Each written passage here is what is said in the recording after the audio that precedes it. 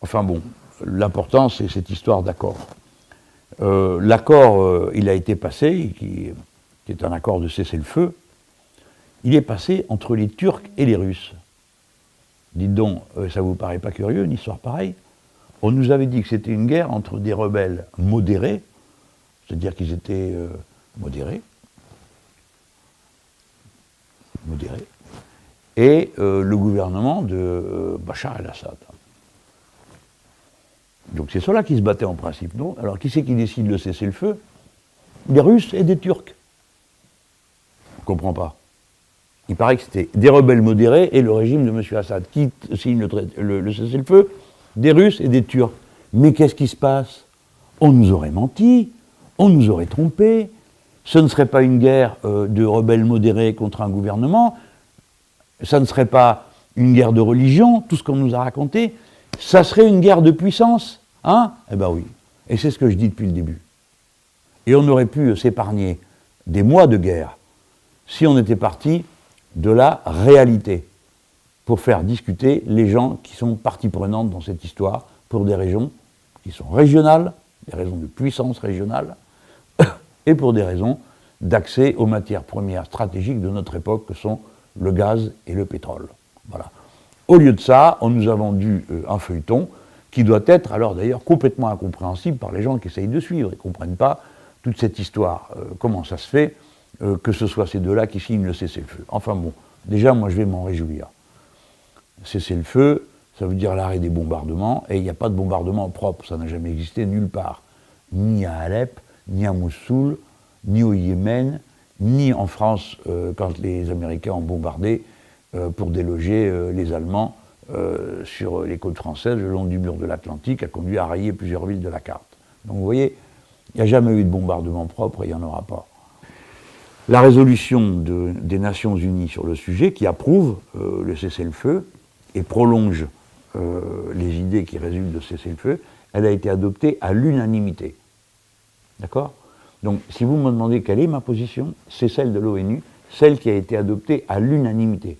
Alors, il est possible que dans certaines rédactions, il y ait des va-t-en-guerre qui veulent continuer, je ne sais pas quoi d'ailleurs, hein, parce qu'ils continuent à faire du papier, comme si toute la situation, toute la question qui se posait, c'était celle des Russes. Bon, moi, je me rallie à la position unanime de l'ONU. Et l'ONU dit qu'il faut organiser maintenant des pourparlers entre tous ceux qui sont impliqués dans la guerre. Et il fait mieux l'ONU. Elle dit la liste de ceux avec qui on ne discute pas. C'est pas mal, non? L'ONU dit il faut discuter et elle dit voilà les gens avec qui on ne discute pas. Avec qui on ne discute pas? Daesh, Al-Nosra, Al-Qaïda. Al-Nosra, Al-Qaïda, c'était les rebelles modérés qui se trouvaient dans Alep. Alors dans la résolution de l'ONU votée à l'unanimité, il est dit qu'avec cela, on ne discute pas, on fait la guerre. Bon.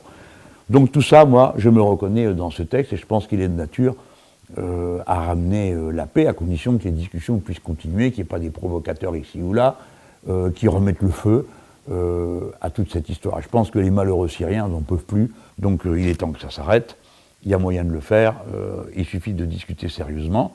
Et pourquoi faire après? Eh bien, qu'est-ce que vous voulez faire? C'est quoi l'idée? Ben, qu'est-ce que vous voulez faire? Des élections. Vous connaissez un autre moyen d'installer un pouvoir quelque part? Non, il faut faire des élections. Alors on me dit, ah c'est pas possible, c'est la guerre. Ben justement, c'est pour ça qu'il faut arrêter la guerre. Il y a un cessez-le-feu, ça peut déboucher sur une fin des combats. Organiser des élections, ça consiste à faire revenir les réfugiés. Et s'ils ne reviennent pas, on peut faire une liste des Syriens de l'extérieur. Ça existe, nous les Français, on le fait, alors pourquoi les autres ne pourraient pas le faire? Et puis sur place, on refait des listes électorales. Les organisations internationales savent faire ça, il n'y a rien de compliqué. C'est moins compliqué de faire une liste électorale et de faire voter des gens que d'organiser une guerre, de bombarder ici, tirer là, transporter ceci, transporter cela. C'est 10 fois plus compliqué à organiser une guerre qu'une élection. Par conséquent, qu'on ne vienne pas me dire que c'est une utopie, que c'est une chose qui est impossible. C'est une chose qui est tout à fait possible.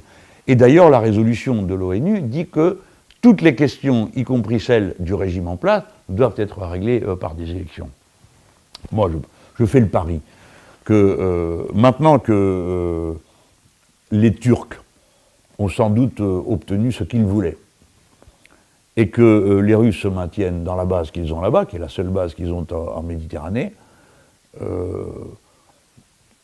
on va s'accorder à trouver une solution démocratique. Et que dans cette solution, évidemment, c'est les Syriens eux-mêmes qui diront s'ils veulent au nom de Bachar el-Assad. Je crois pouvoir dire que peut-être qu'eux-mêmes voudront tourner la page. Si on donne des garanties à tout le monde, ça devrait pouvoir se faire. Tout ce que je suis en train de vous dire, c'est ce que je dis depuis le début.